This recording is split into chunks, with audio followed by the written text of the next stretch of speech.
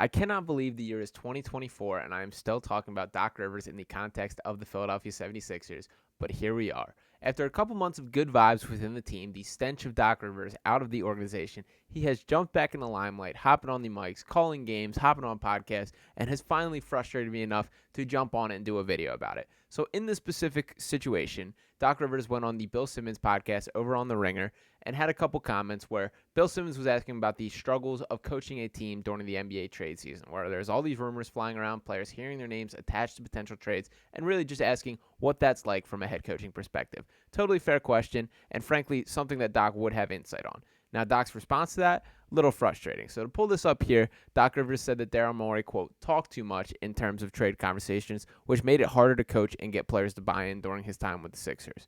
Now, to give the full context of this answer when I watched through the full thing, he snuck in a little sneak diss that I think was even worse than that was indicated in that tweet by Jacob Moreno there, that what Doc specifically said is like, it was only one of my issues, but one of the main issues in Philadelphia was that Daryl talked too much, and that made it hard.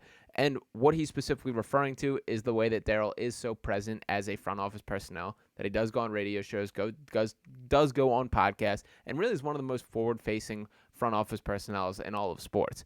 Now, the thing that I will defend Daryl on is that he's very calculated and careful in those responses. It's not like Daryl Morey is hopping on a podcast saying, yeah, we're thinking about trading Tobias Harris. Yeah, we're fielding offers for James Harden right now. No, he's much smarter than that.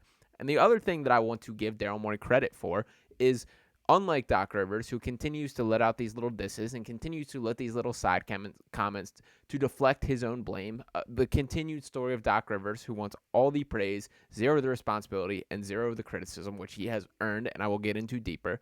But unlike Doc Rivers, who does those things, is Daryl Morey is an ultimate take the high road guy, that he has plenty of opportunity and has plenty of ammunition to speak negatively on Doc Rivers and has not done so. In the same way with James Harden, after James Harden treated him about as unprofessional as completely possible, and Daryl Morey once again just brushed over, took the high road, and kept that.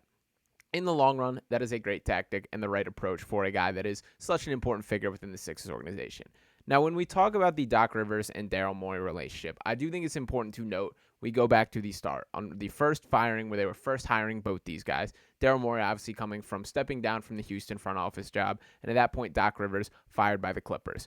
Doc Rivers was hired before Daryl Morey, and these two know each other dating back to their first days in Boston, where there was beef back then, where Daryl Morey and Doc Rivers not seeing eye to eye in the Boston front office. Daryl Morey obviously much more of the mathematician coming from the data analytics perspective, while Doc Rivers much more of the basketball brain. Obviously a guy that played in the NBA, has one of the more accomplished resumes of all time, but still a guy that is just vastly overrated. So there was beef back then, and I think that more so that has become public, and frankly, I would not be surprised if more and more continues to leak out, that they just did not see eye to eye on things. I think that was clear from a roster construction standpoint. I think that was clear in some of their signings, and clear that Doc Rivers is not ready to let this die. Now, shout out to Harrison Grimm that tweeted this out underneath Jacob's post that said, by my count, the Sixers have made 3 trades in season during Doc's tenure. George Hill, which Doc reportedly pushed for a veteran ball handler, James Harden, after Doc Rivers said they needed a point guard, and the Matisse Thybulle deal. And the Thybulle deal, for reference, this after the fact, in which Doc Rivers had cut his minutes and not made him a regular part of the rotation. None of these trades are things that should be of concern to him. Now, that George Hill signing ultimately did not work, that he was not his best self in Philadelphia. That James Harden deal, I want to dig in a little deeper on, because that obviously was the Ben Simmons swap. And what led to that, what led to the uncertainty and frustration in the organization, is looking Doc Rivers right back in his mirror. Because let's not act like it was all sunshine and rainbows before Doc Rivers. This very well might have been the breaking point anyway. But the ultimate straw that broke the camel's back when it comes to the Ben Simmons relationship with the Sixers was when Doc Rivers said about Ben Simmons, and let me get this exactly right here. So this after that meltdown against the Hawks, Philadelphia 76ers coach Doc Rivers said that he didn't know if Ben Simmons could be the point guard for a championship team after the Philadelphia guard scored 5 points in his team's season-ending loss to the Atlanta Hawks in Game 7 of the Eastern Conference semifinals on Sunday. Quote, I don't know the answer to that right now, Rivers said. Simmons had a game-high 13 assists, but attempted just 4 field goals, making 2 in the 76ers' 103-96 loss to the Hawks in Philadelphia. Most notably, with Philadelphia trailing by 2 and 3:30 left to play, he passed up a wide-open dunk attempt by passing Matisse Thybulle, who was fouled and split a pair of free throws. So we all remember this happening. This is one of the core memories of the meltdown of Philadelphia basketball. I personally was on that media call for the Doc Rivers comments. This was back during the COVID times where they were still doing everything online straight from Zoom. So I was on my laptop, and Doc Rivers just straight up looked into the camera, was asked, do you think Ben Simmons can be a point guard on a championship team? Said, I don't know. And that was ultimately the straw that broke the camel's back, and that was the last game that Ben Simmons ever suited up for the Sixers. That led to the holdout, the trade conversations, all those things.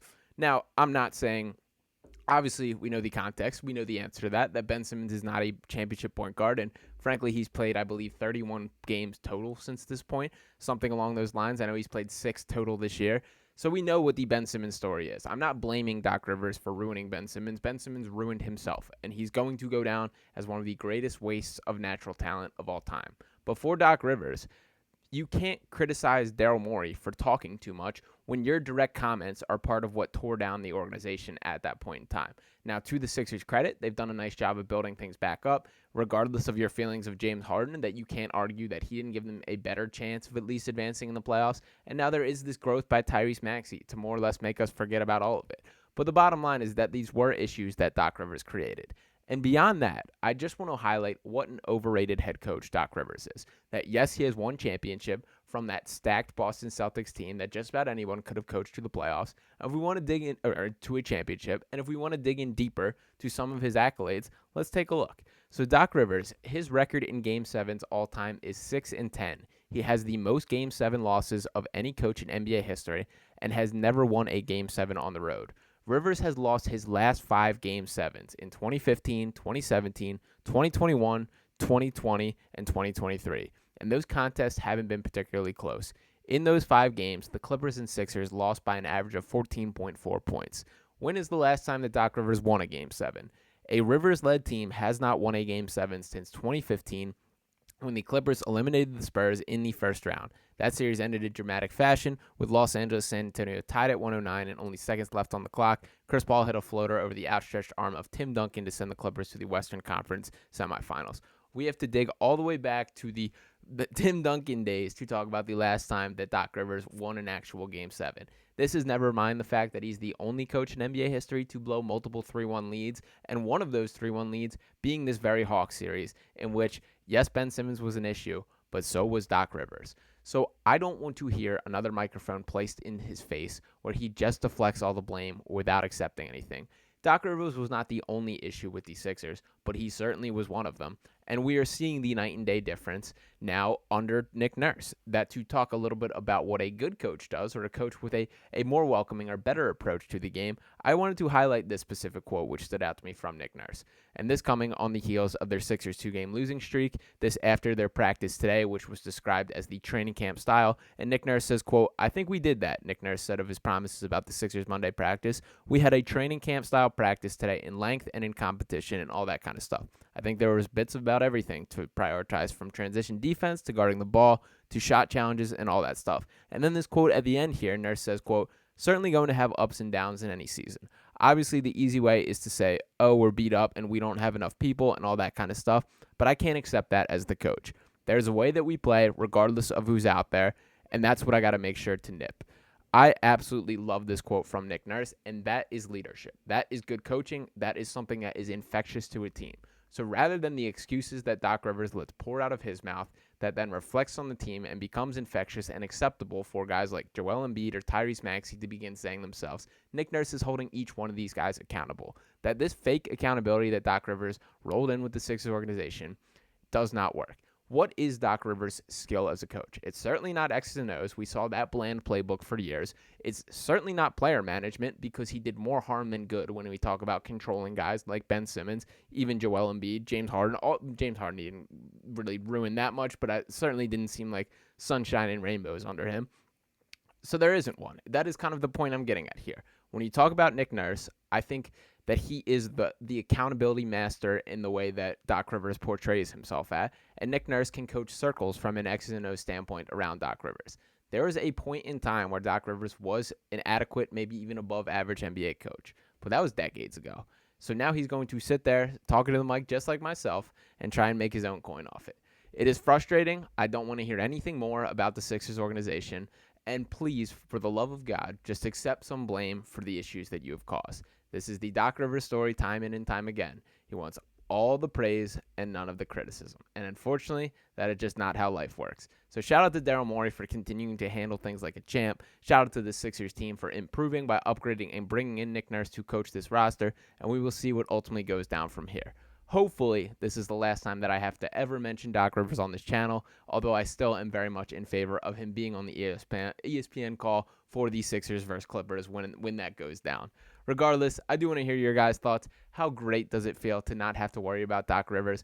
How much more optimistic are you because of Nick Nurse? Let me know in the comments. Make sure to smash that subscribe button, drop a like on this video, and I'll be talking with you next time right here on Sixers Digest. Peace.